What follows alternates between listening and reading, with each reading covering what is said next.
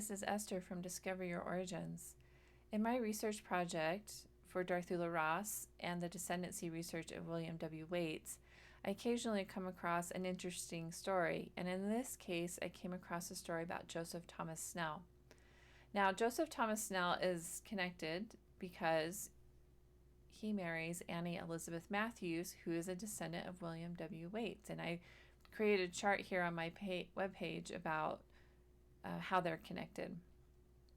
And so I looked at Joseph Thomas Snell's family search page, and I'm looking at his death place here is Snellville, Georgia.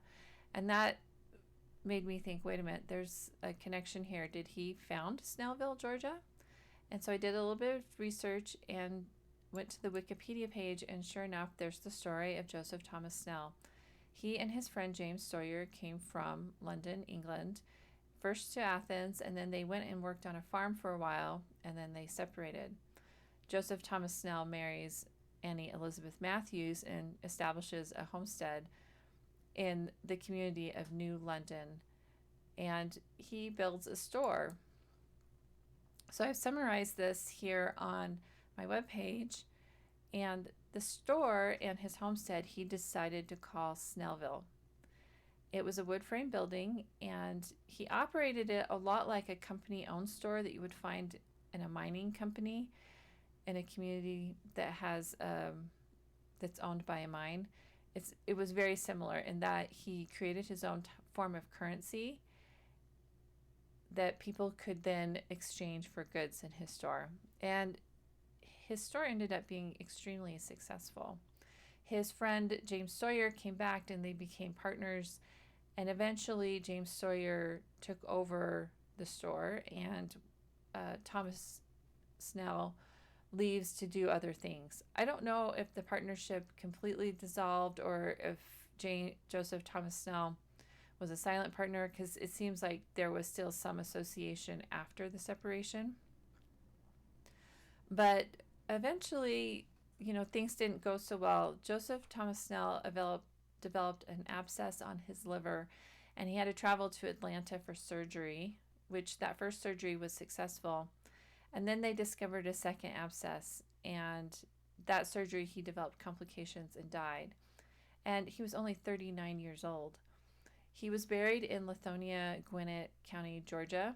And when I was cleaning up his family search page, he's identified as having only had one child, and his daughter was named Ellen Ann Elizabeth Snell, and she was born in 1877 in Gwinnett County, Georgia.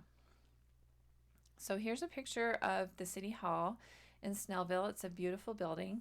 It's a community. Snellville is a community that's only 25 miles east of Atlanta. So in many ways, it's kind of a suburb or bedroom community for Atlanta, and it's experiencing a lot of growth today.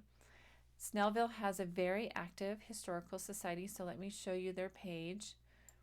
And they have a picture right up here at top, which I think is the store that Snellville and James Sawyer operated. I think they probably have some other additional information about Snellville and its founding. They have lots of early pictures, so definitely worth checking out. There is some additional research that can be done about Joseph Thomas Snell. I just spent enough time to clean up his family search page, but I did do a little bit of digging. I did not find any probate, will, or guardianship papers right off. I would think there would have been something because he owned quite a lot of property. And I did find a lot of land records where he's buying and selling a lot of property. So I think he was probably going into real estate as a kind of a career path there. Hard to say though, so definitely more research. The first mayor of Snellville, after the city was officially incorporated, was a Gladstone F. Snell. And I don't know exactly how he's related to Joseph Thomas Snell.